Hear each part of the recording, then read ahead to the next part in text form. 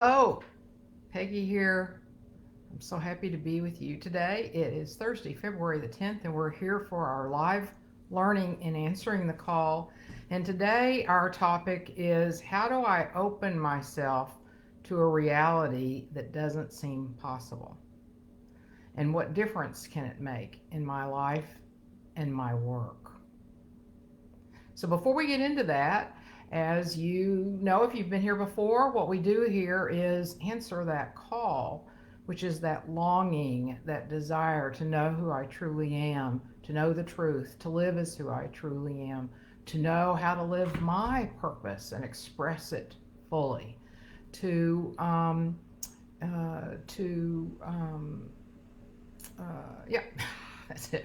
To know who I truly am, to know that I'm source consciousness, because that longing is actually, as the saying goes, that which we are seeking causes us to seek.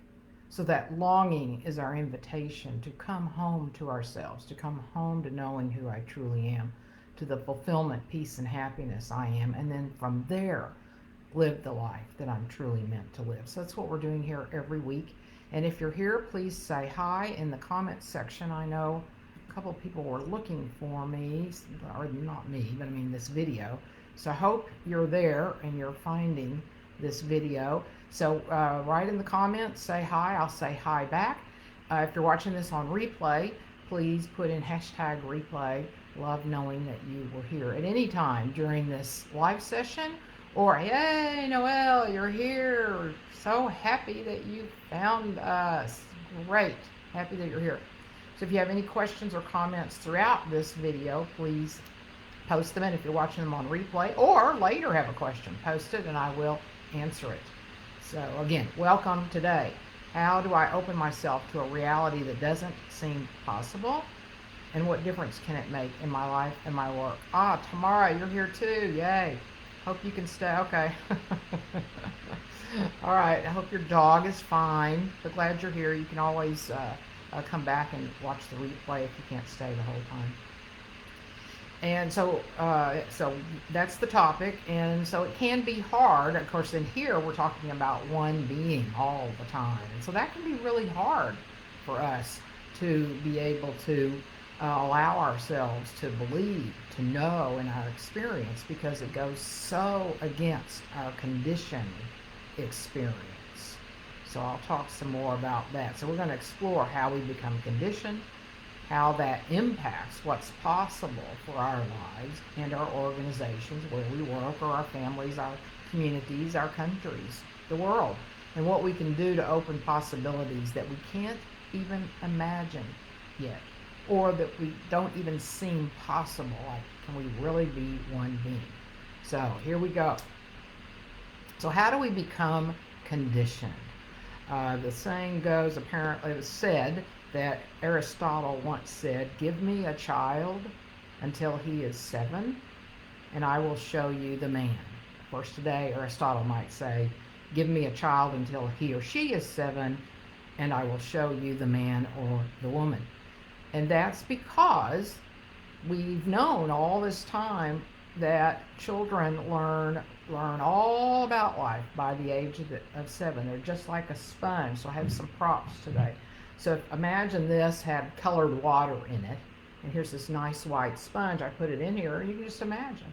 The sponge is going to absorb all that colored water. I didn't want to mess up my new white sponge, so I didn't do that. But you get the idea. So that's how children are, just absorbing it all. And of course, they don't have the sort of mind to discriminate between, what might be good for them or not good for them. They're just absorbing it all. So that's how we become conditioned. We become conditioned from what we absorb from our family and our family dynamics, from our culture, what we see on TV, every place we go. We just absorb it all, and then we believe, because we don't know any different and nobody talks about it any differently, we believe that that's the way it is, and that's all there is, because we've absorbed it all like a sponge. So we've actually been conditioned, almost like a computer. Some people use that metaphor. I tend to avoid it because it gets into the mechanistic point of view, and we're not machines. But for right this second, You can kind of think like that because that's what happens. We get totally immersed in programs so that we then follow through and live that conditioning without even thinking twice. And yet it's pure conditioning, totally absorbed. Yeah, and just again, just absorbed indiscriminately is used by some people in the Montessori programs. So that's how we get conditioned. We just take it on because we don't know anything different. Now, how does that impact what's possible for ourselves and our organizations? So you might even sit with that just for yourself for a second and realize, oh, Tamara says I'm cutting in and out sometimes. I've been told that before. I really don't know what to do about it. I apologize. We'll check into that later. I have no idea what I could do about it right now, so I apologize tomorrow. Hopefully you can bear with me. So how that impacts, how that impacts what's possible for ourselves and our organizations. Again, you can probably just imagine now. Well, then we keep playing out the same scripts, the same ideas, the same beliefs that we've just taken on without discrimination. Let's see. Hey, Sue, you're here. Okay, now I'm not fading in now. Okay, Sue. Hi, so glad you're here as well. Thank you for letting me know that you're here. So it becomes like an auto default program. We just automatically then behave, talk. Our conversations are similar. The way we behave is similar, and so on. So same thing in organizations. There are actually books written on the lifetime of an organization and how it goes through stages of being like an infant or toddler, and then adolescence, and then adulthood, and then into old age, and then dies. So right there, just in organizational patterns, even in the organizations, we follow that out. There are other studies about how we keep recreating our family patterns in organizations unwittingly, our managers like our mother or father, and we play that out. So we just keep playing out all of this conditioning. Hey, Lucy's here too. So happy to see you here today, Lucy. Thanks for letting me know. Glad you're here. Thank you. Okay, and we also take on attitudes about work. It kind of drives me crazy. I'll go ahead and say it that way. I see these people on TV. They go, "Oh, thank goodness it's Friday." Everybody's looking forward to Friday, looking forward to the weekend. So think of that. That's the conditioning so many people live in. Let's just get through the week so we can get to the weekend. Anyway. But we absorb that conditioning, and then we live our work days like that, our lives like that. Our week is, oh, now the weekend's over. Oh, Monday's going to be horrible, and so on. So becoming aware that we just take on all of this conditioning and these patterns for how to live, how to engage with work, what's supposed to happen at work, how to treat each other at work, on and on and on. So what that does is that keeps us from just allowing things to be as they are and then inventing. What do we want? What's possible? What do I want? How do I want to live? How do I want to relate to other people? How do I want to create organizations? One of the things I do is help people that are entrepreneurs, or maybe they're ready to reinvent their organization, to invent it the way that their heart's desires want them to, not conventional ways. Those are just habits. Those are just patterns. They don't have to be repeated. So, because again, we get conditioned to think, oh, that's the way it is. That's how to do it. There's a great book by Peter Block called The Answer to How is Yes, because so many organizations, when they come up with new ideas, the first question the decision makers ask, or first questions decision makers ask, how much is it going to cost? Has it been done before? And were they successful? So that's why I wrote the book. The answer to how is yes.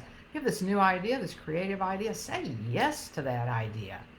Yeah, and then as a responsible person or organization, look into the finances, look into the timing, put some context and perspective with it, but to not base all our decisions on money and whether it's been done before and was successful. Then all we're doing, again, cultural conditioning, just repeat. And we're not here to do that. We're actually here to live new experiences, adventures, new things in life. We're not here just to repeat. Um, and we keep playing out all of that conditioning in our personal lives, professional lives, until we become aware in some way that, oh, it doesn't have to be that way. And then we can start observing these automatic patterns, and that takes some ability, some skill, some focus, some remembering. And our bodies may not like it at the beginning, and our rational minds might not like it at the beginning, because now we're not just in automatic activity anymore, and we're paying attention, we're pausing, we're slowing down, maybe we're changing our mind, we're doing something different because we can observe, or maybe we're going to sit with trying to do something different. And again, our rational minds don't like that very much. Our rational minds are looking for security, are looking for safety, and that's its job, does a wonderful job. And yet we're not our rational minds. We're these divine beings, these infinite beings with infinite possibilities available to us if we can first become aware, oh, we're just most of the time following conditioning, and we can do something different and be something different. We're not this conditioning. And so starting with this sort of perspective of, I don't have to just keep doing what the culture says. Something can be different. So that's the first step to being able to be open to new possibilities and things we can't even imagine yet, is to first realize the automaticity that we're already in, if that's a word, automaticity. So what can we do then to open to possibilities that we can't even yet imagine, or what doesn't seem possible? So I'm going to give you a few things to help, if you haven't thought about this very much, to help start expanding the way of thinking about yourself and the world. So, well, one thing that we're often told is that one constant we know of is change, right? We're told one thing we can be certain of is change. So by definition, if that's the one constant, then things are going to start showing up and happening that couldn't have happened before, because things are constantly changing. So people use that idiom, is that the right word, a lot. But do we really, or cliche phrase, do we really sit with that and believe that and let that into our own lives? That's one possibility. Oh, life's always changing, so let me. Of course, again, our bodies might not like that, so we want to be skillful with that. That's would be subject of another live. Won't go into all the details of that today, but just to be aware that it might be uncomfortable. That's really alerting us. Oh, we're doing something different. We're changing. That's actually good news. And thinking about this, most things seemed impossible at the time. Like 200 years ago, nobody, they might have thought about that people could fly. I think people did try to do things, right, jump off cliffs or whatever, but it seemed impossible. Now it's possible that we fly in planes. Leonardo da Vinci, he's known for having all these creative ideas that who knows where they came from. Well, they came from the universe. They came because he was open. I don't know if you know this, but he wasn't educated in traditional education. So he didn't get mired into this is how things are. So he was able to be, partly because of that. I don't know, I wasn't there talking to him, so I'm making some things up, except that he wasn't in traditional education. So he was able to think beyond what people said was the way things were. And I don't know if you know this, but over 420 years before the first helicopter was built, he sketched out what he called the aerial screw. It was a man-powered helicopter, but it was a helicopter 420 years before the first helicopter was actually made. So that's going on all the time. It really is. These ideas, these creativities, these possibilities, if we can listen. So again, we're going to keep talking about how do we listen. But a little more background to help maybe set the foundation for, oh yeah, I might want to be in life that way. So let's look at science. Science is saying, different scientists use a different number, but it's about the same, that we only know 4 to 5% of the universe. Everything we see in the whole universe, including our planet, everything, we only know 4 to 5%. We're only seeing 4 to 5% of the universe. That means the other 95 or 96%, we don't know what that is. Can we let that sink in? 95% of what seems to even exist right now, we don't know what it is. 95%. Okay. Um, let's see. Um, so maybe we can invite ourselves to think, gosh, if what I only see is 4 to 5% of the universe, what else is there? So asking questions. What else is there? What else might be here that I don't know that I'm seeing? I'm going to post a picture. Yeah, it's a picture from a website or an article that shows this particular distinction, that what we see is a certain thing, and then however the photograph was taken, we see something that the photograph was able to see something that our eyes can't see. To again help bring that a little bit more into reality.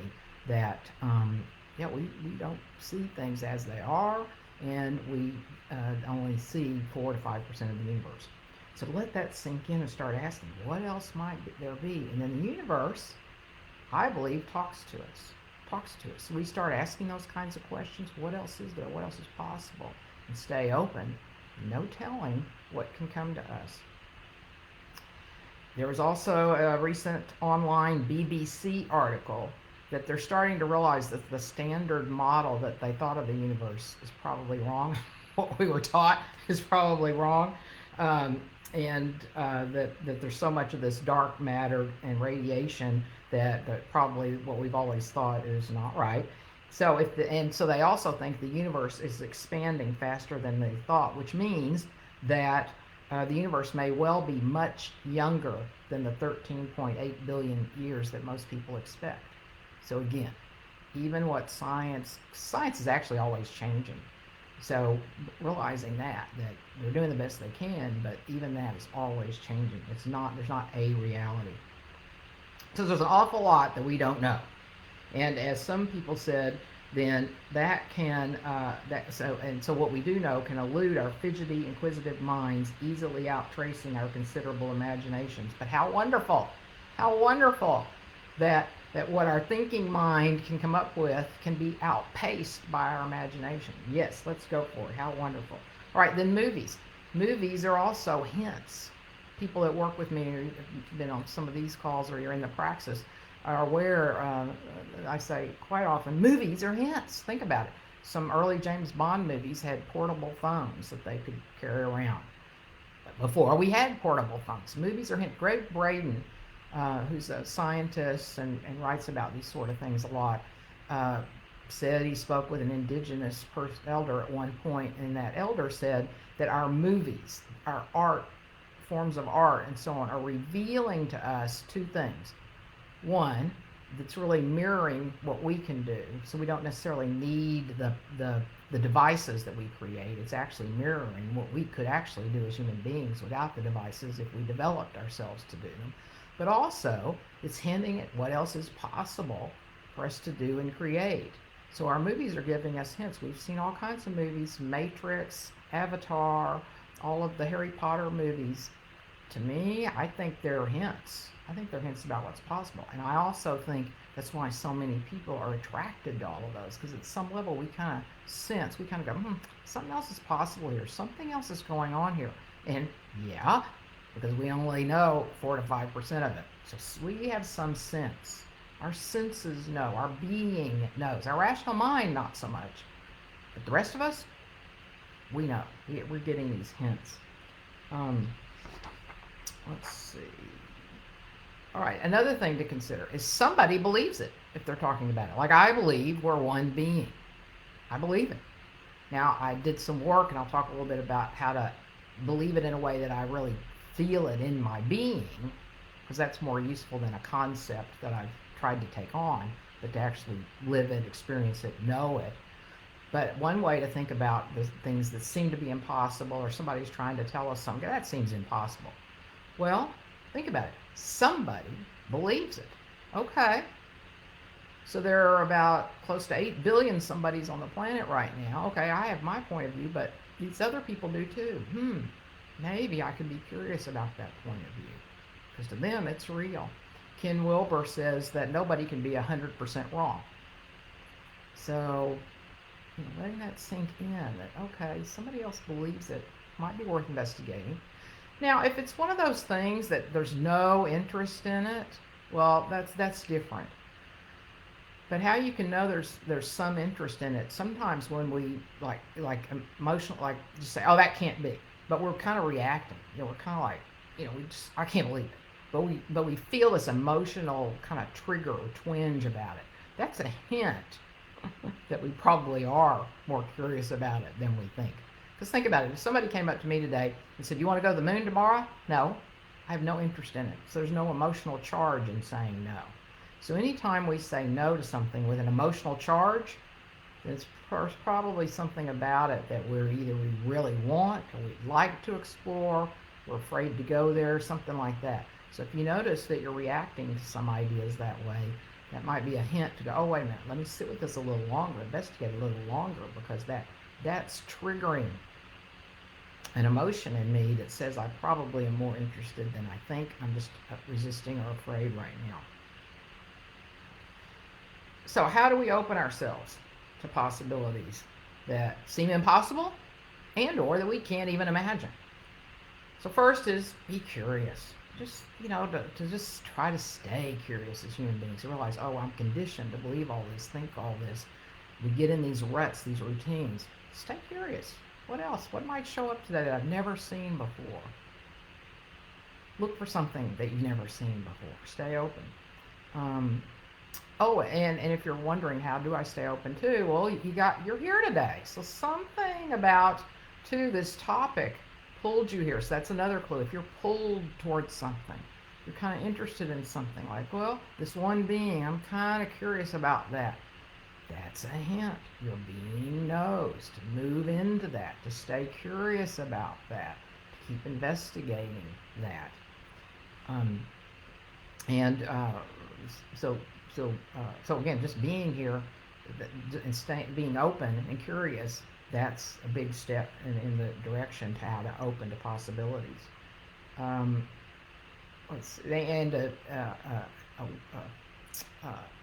Pull that out a little bit more. So like something went off in you that said, I want to attend this. So to keep nurturing those sorts of sensings about other things, those sensings of, oh, I like this, or this seems possible to me, or, ooh, wouldn't it be nice if we could live that way? All of those sensings are actually your being calling you into that, inviting you to look into that, inviting you that that's possible. At least that's what I believe. So nurture those intuitive noticings and sensings. Let's see. Some of this I've already said, so I'm looking at what I've got here. Okay. And again, stay curious like a child. So we've all seen children. They're just so curious about everything. And as adults, especially the more educated we get, we tend to think, oh, I know, instead of trying to stay curious. The curiosity and the wonder and the awe. And as the quote that I posted with the information about this today, as Carl Sagan said, we don't necessarily want to take everyone's word for it. Be our own researcher. Be skeptical about this. I advise you and my clients to not take my word at anything. Research. Do your own and experiential research. You could read more books if you want to, of course, but the most important is researching your being. Is this real for me? Do I experience this? That's the way to make the impossible seem more real, is to let yourself feel it. And that starts helping you believe it and know it. George Leonard, more about staying curious and open. George Leonard wrote the book Mastery, and he was a master Aikido martial artist. And he was still teaching into old age Aikido. And whenever he'd have a new student, a colleague told me this a while back because she had worked with George Leonard. And when George Leonard would greet a new student, he'd bow down to the new student and say, I so look forward to learning from you. So here's this master with the beginner's mind. I look forward to learning from you, the new student, when he's the master at it for decades. Now, we want to remember that our rational mind wants security. So your thinking mind is going to have a lot of thoughts about why not to pursue this idea. So just know that. You just go, okay, okay, because that's our conditioned mind. It's going to tell us not paying attention, or we don't know, or that's not real. Okay, let it have its say, allow it, and say, okay, fine, you can go take a break for a while. I'm going to sit with this. I'm going to explore this, because we're not our rational minds. We don't have to let our rational minds take us over. All right, so adding some more about my own take, just my personal experience around this, and I said we'd come back to one being. So this one being, it seems impossible, right? So everything seems separate. Well, what happened for me is I was still seeking. There was this longing, this pull that something else is going on in the universe, because I know I can be happy, and I wasn't happy, fulfilled in a way that I knew was possible. I just knew it. So I trusted that knowing. So that's one piece of it, without evidence, but I just knew it. And I mean, there are lots of books on it. All the wisdom traditions say this. So, so I trusted that and trusted myself. And then I went about exploring it, one being, really testing my experience of oneness. So a quick exercise that I just to tell you what I'm talking about is that you can do after today is to notice that when you hear something, we've been conditioned to think, I hear it over there. You know, that's not, our parents might have said, oh, look at the bird in the tree, it's singing. So we get conditioned to think that the singing's in the tree. But when we notice in our own experience, where do I hear the singing? Where do I experience the singing? Oh, it's here. It's over here. And that can help and you let it sink in that I can't be separate from that bird because I hear and see the bird here. That's my experience. So that's what I did, though. So I really did my own investigation, really pursued this, because I happen to be one of those people that there's a lot, I have the FOMO, fear of missing out. It's like, I want to know this in this lifetime. There are all these teachers, Rupert Spira, that, you know, I love his teachings, love his work, and many others, Francis Lucille, on, and all the great wisdom teachers say with one being. Finally, I said, okay, so this is back to when I said a while ago that somebody believes this, somebody's saying this. Well, I was pulled, one of my criteria, I was pulled, and then it's like, okay, I'm going to get this. So I did my own research, did my own self-experiments. So that's what you want to do. Investigate. Also, if it's in your awareness, if it's entered your awareness, then you can trust, too, that that's entered my awareness.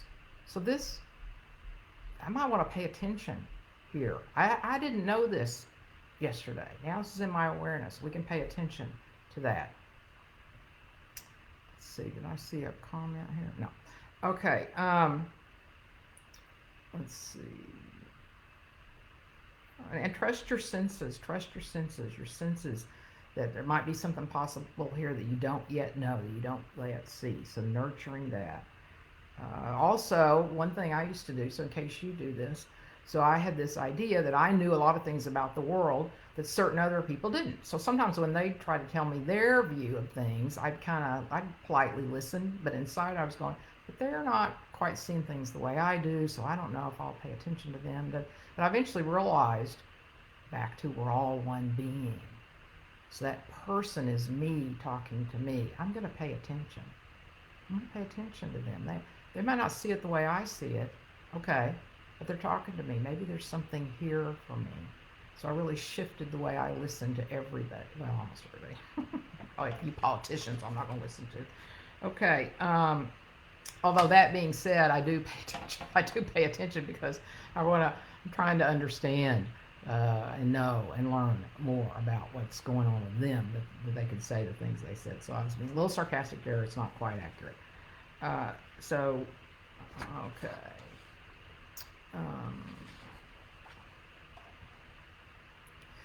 All right, so back to that we're all one and that we can know that I think I've covered that pretty well. If you're curious, you can read. There's a great book, Rupert Spira's book, Being Aware of Being Aware, which supports that. So reading, but then just your own experience as well. Or participating here, of course, is a great way too to expand that to know that you're one. But but it's got to start with, but can I even believe it's possible enough to even want to explore whether it's possible? So that's back to everything else I've said, to be curious and to notice if you're being pulled, if it's triggering something in you. That's probably you trying to speak to you, to encourage you to move with this. Whatever it is, whether it's to know you're one or to do something else. And then listen, really listen to the universe. And by listen, I'm not necessarily saying sounds or words, but somebody could say something, or a book might show up for you, or it might be something said in a commercial, or some intuitive sense, because that's where we're all going. We're all going, and one of the things I'm trying to help us all do is to know we're one being, and then we listen to the universe, because what's really possible for all of us by living this way is that we each will know our unique expression, our unique song. We'll sing it, express it. That the possibility and the opening and the wisdom that only you can bring the rest of us. By knowing you're one and living as one and listening as one, because that's where the creativity and the impossible and the ideas come from, is from that field.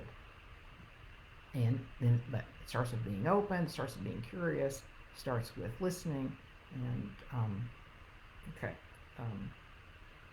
So let's see. I think I've said so. This is paying attention to what's in front of you. Oh, we get hints all the time too. As I was preparing for today, I came across a song from a movie. The movie's called Smallfoot. Never heard of it before, but the song is called "Wonderful Life." And so I'm also going to post the link to that song in there. So we're always getting hints from the universe. This song is a hint. The song says everything I said today. The song says everything I said today, and that was done in 2 or 3 or 4 years ago. So we're always getting these hints. The universe is trying to tell us, come on. There's more here than you think. There's really, what you think is impossible is really possible. In fact, think in your own life. What's something you've done that you thought was impossible and you did it? I know there's something in there. So if we let it also sink in, wait, I've also done things that are impossible. And to stay open to the wonder, the beauty, the magnificence, the mystery of the universe. Let's see if there's anything else to say. I think somebody wrote something. Okay, Noelle, you had to go. Okay. If you're still here, bye. Thanks for being here. Okay, so I think that's it. In beginner's mind, that's what George Leonard was doing, staying open. So staying, because we're also the open, empty, allowing space of awareness. So the more we can stay open, the more we can allow what's there to be with us, to stay with us and to inform us and to embrace new ideas, listen for creative ideas, then the more we'll know that the impossible is possible.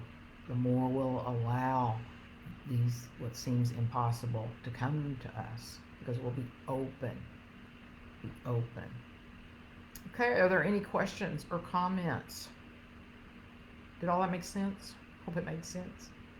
Hope you were able to follow. A lot of information today.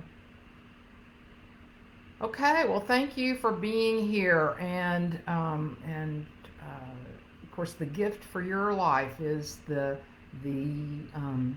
expanding the possibilities to know yourself in new ways you haven't known before, to open to new ways and new possibilities. Again, probably be uncomfortable, but but we get to open to the mystery of life. The what else is possible? Who am I here to be really? Who am I really? And to yeah, okay. You're welcome, Lucy. Thank you. Oh, Carmen, thank you. Glad you're here. Thank you. All right. Thank you, everybody. I'll post those 2 things I said. If you have any other comments or questions, please post them and I will respond. And thanks again for being here. And remember, that um, that there's lots trying to come to us, to inform us, to support us, to live even more possibilities than we can even imagine right now.